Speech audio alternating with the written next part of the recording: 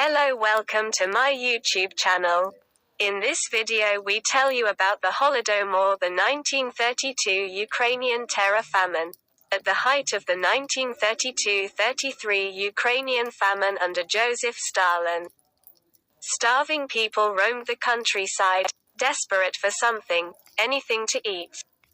In the village of Famine.History, a young peasant boy watched as the wanderers dug into empty gardens with their bare hands. Many were so emaciated, he recalled, that their bodies began to swell and stink from the extreme lack of nutrients. You could see them walking about, just walking, and one would drop, and then another. And so on it went, he said many years later, in a case history collected in the late 1980s by a congressional commission. In the cemetery outside the village hospital, overwhelmed doctors carried the bodies on stretchers and tossed them into an enormous pit, the Ukrainian famine, known as the Holodomor. A combination of the Ukrainian words for starvation and to inflict death, by one estimate claimed the lives of 3.9 million people, about 13% of the population.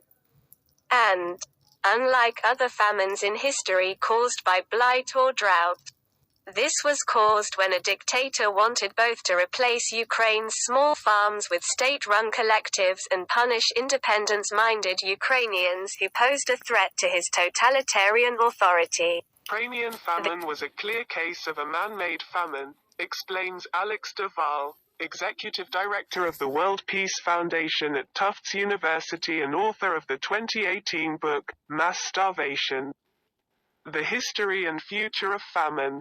He describes it as a hybrid of a famine caused by calamitous social-economic policies and one aimed at a particular population for repression or punishment.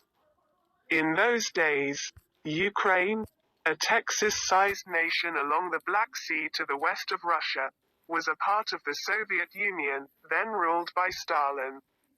In 1929, as part of his plan to rapidly create a totally communist economy, Stalin had imposed collectivization, which replaced individually owned and operated farms with big state-run collectives.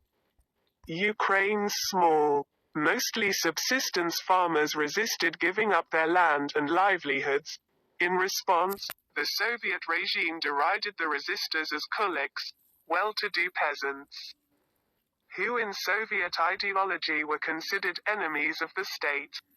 Soviet officials drove these peasants off their farms by force, and Stalin's secret police further made plans to deport 50,000 Ukrainian farm families to Siberia.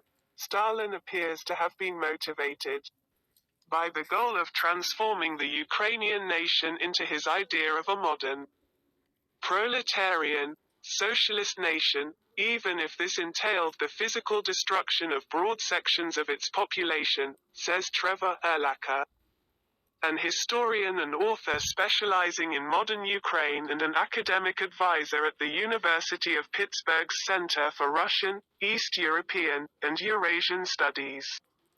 Collectivization in Ukraine didn't go very well.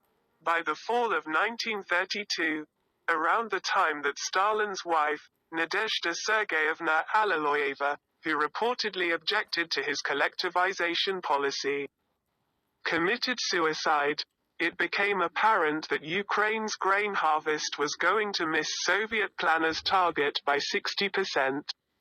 There still might have been enough food for Ukrainian peasants to get by. But, as Applebaum writes, Stalin then ordered what little they had be confiscated as punishment for not meeting quotas. The famine of 1932-33 stemmed from later decisions made by the Stalinist government, after it became clear that the 1929 plan had not gone as well as hoped for, causing a food crisis and hunger, explains Stephen Norris, a professor of Russian history at Miami University in Ohio.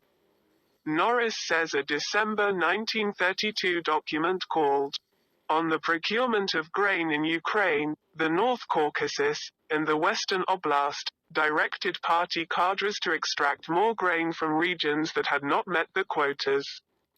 It further called for the arrest of collective farm chiefs who resisted and of party members who did not fulfill the new quotas.